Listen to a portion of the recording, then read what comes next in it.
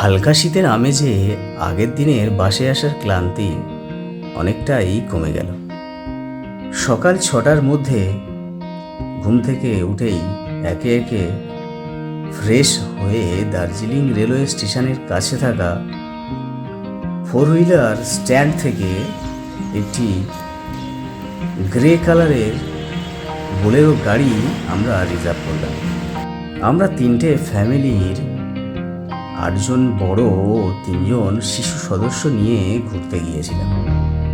Tata Sumo বা Bolero ধরনের বড় গাড়িরই তাই আমাদের প্রয়োজন ছিল। আজকে আমরা মিক্সড পয়েন্টে ঘুরতে যাব বলে সেই মতো গাড়ি রিজার্ভ করেছি। আজকের এই মিক্সড পয়েন্টগুলোর জন্য আমাদের 5,500 টাকা গাড়ি ভাড়া দিতে হয়েছিল। যেহেতু পাহাড়ের 2 প্রান্তের ভিউ পয়েন্ট আমরা একসাথে দেখব, তাই আমাদের একটু ভাড়া বেশি দিতে হয়েছে।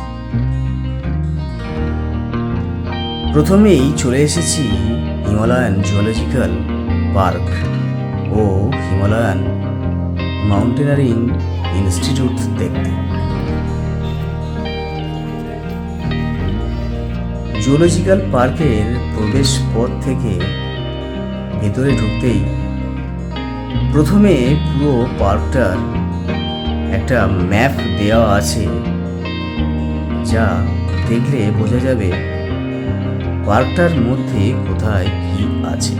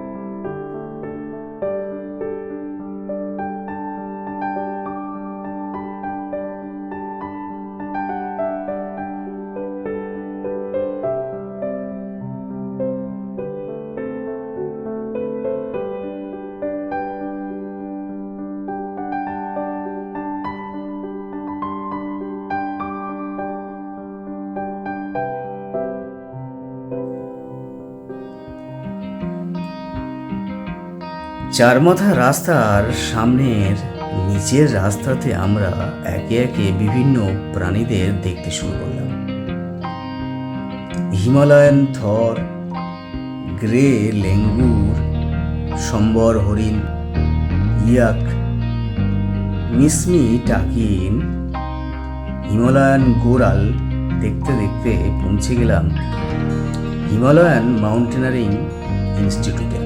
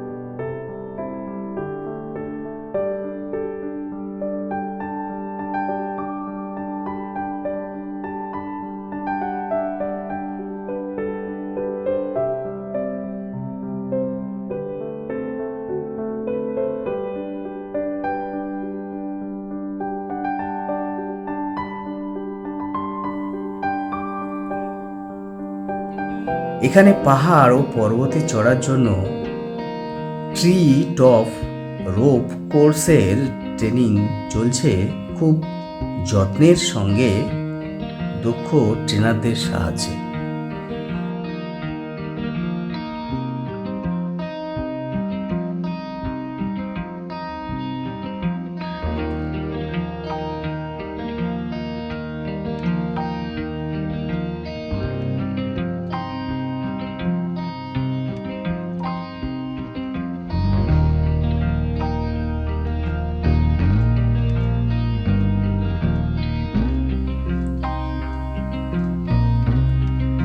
এই হিমালয়ান মাউন্টেনারিং ইনস্টিটিউটে ভর্তি হওয়া শিক্ষার্থীদের জন্য আছে সুসজ্জিত এক ক্যাম্পাস।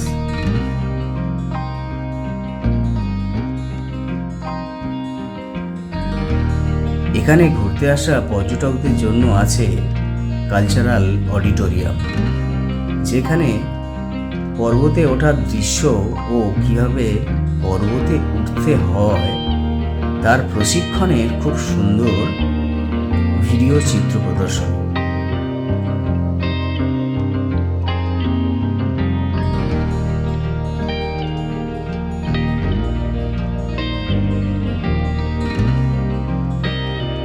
হাঁটতে হাঁটতে আমরা চলে এলাম মানচিত্রের দেখানো উপরের পথে, যেখানে আমরা দেখতে পেলাম সুন্দরবনের সবথেকে ভয়ঙ্কর প্রাণী রয়্যাল বেঙ্গল টাইগার। বেশ রাজকীয় ভঙ্গিমায় লোহার জাল দিয়ে ঘেরা খাঁচাতে এপাশ থেকে ওপাশ ঘুরছে।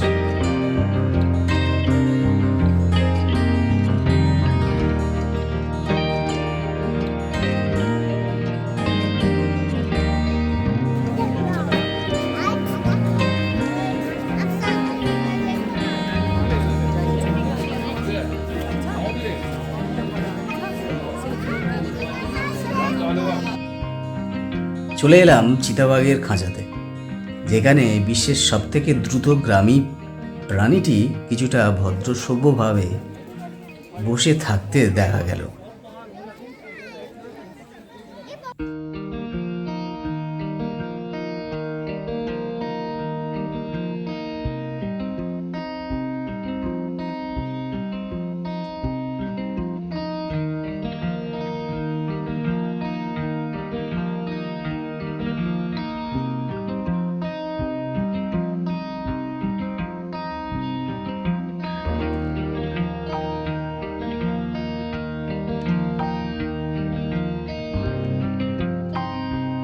এবারে আমরা চলে এলাম বিশ্বের নানা প্রান্তে থাকা পাখিদের খাঁচাতে, যেখানে খুব সুন্দরভাবে পাখিরা খেলতে ও আপন মনে ঘুরতে দেখা গেল।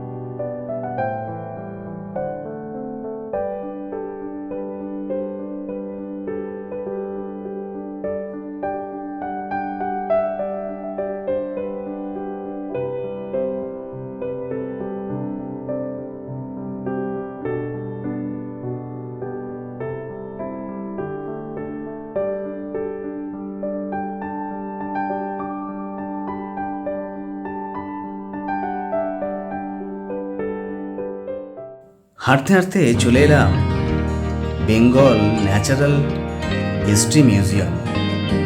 এখানে ছবি ও ভিডিওগ্রাফি করা সম্পূর্ণরূপে নিষিদ্ধ ছিল।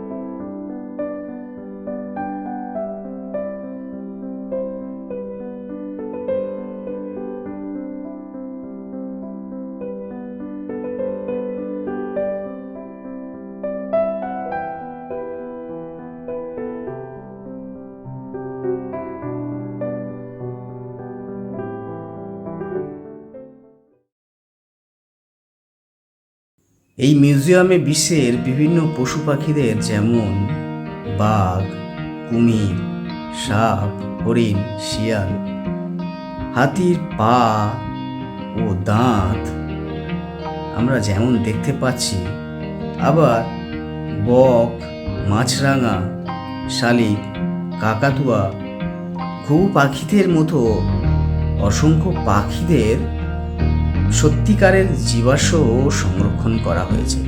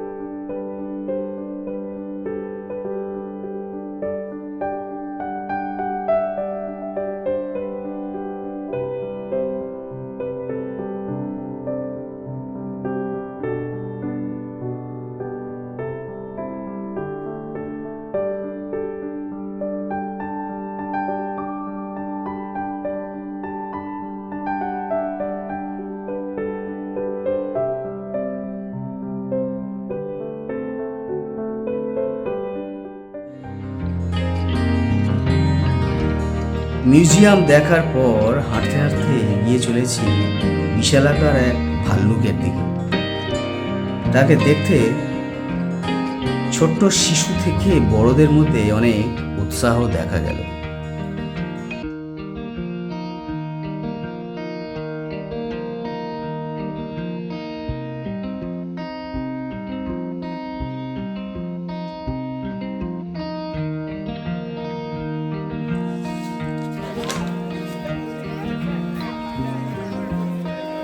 চার মাথার রাস্তার মাঝে থাকা বসার সিটে সাময়িক বিশ্রাম নিয়ে আমরা এগিয়ে চলেছি রেড পান্ডা, ফেজেন্ট ও লেজার কার্নিভোরাস দেখতে।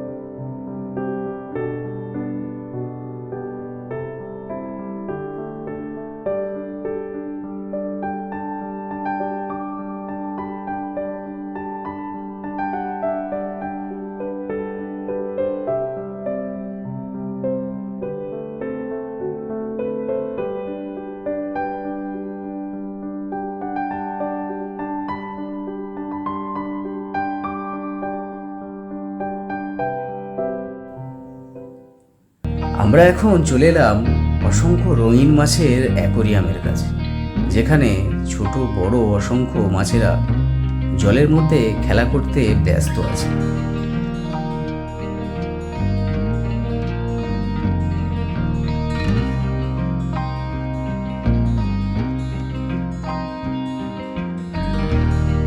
অ্যাকোরিয়ামের ঠিক পাশেই আছে কাকাতুয়া পাখিদের খাঁচা, যেখানে কয়েক জোড়া সাদা কাকাতুয়া চুপটি করে বসে আছে। সবশেষে একটি জঙ্গলের বিড়ালকে আমরা খাঁচার মধ্যে অতি দ্রুত এপাশ থেকে ওপাশ ঘোরাঘুরি করতে দেখলাম। জুওলজিক্যাল পার্ক দেখার পর আমরা চলে এলাম গোপালধারা টি এস্টেট দেখতে। দার্জিলিংয়ের চা স্বাদ ও সুগন্ধের জন্য জগৎ বিখ্যাত, তা আমরা সবাই জানি। পাহাড়ের ধাপে ধাপে তৈরি এই চা বাগান এক অপরূপ সৌন্দর্যে সুসজ্জিত। গোপালধারা চা বাগানে চা গাছের গলির মধ্যে হাঁটতে হাঁটতে এই অপরূপ দৃশ্য আমরা খুব উপভোগ করলাম। চা বাগানের এই সীমাহীন সৌন্দর্য আমাকে সবসময়ই আকৃষ্ট করে। এবারেও তার ব্যতিক্রম হলো। পাহাড়ের মানুষদের ট্র্যাডিশনাল ড্রেস পরে অনেকের ছবি তুলতে দেখা গেল। আমরাও অনেক ছবি সংগ্রহ করে বেশ কিছুক্ষণ সময় কাটিয়ে তেনজিং নোরগে রকের দিকে যাওয়া শুরু করলাম। ভিডিওটা যাতে অনেক বড় না হয়ে যায়, তাই পরবর্তী পর্বে আমরা Tenzing Norgay Rock Garden, Orange Valley Tea Estate ও টাইগার হিলের অসামান্য রোমাঞ্চকর দৃশ্যগুলো আপনাদের দেখাতে থাকব। আজকের পর্ব এই পর্যন্ত। সবাই ভালো থাকবেন, সকলকে ভালো রাখবেন। বন্ধুরা, যদি ভিডিওটি ভালো লাগে আপনারা অবশ্যই কমেন্ট বক্সে কমেন্ট করবেন। যে সমস্ত বন্ধুরা আমাদের চ্যানেলটি সাবস্ক্রাইব করেননি, প্লিজ আমাদের চ্যানেলটি অবশ্যই সাবস্ক্রাইব করে দেবেন।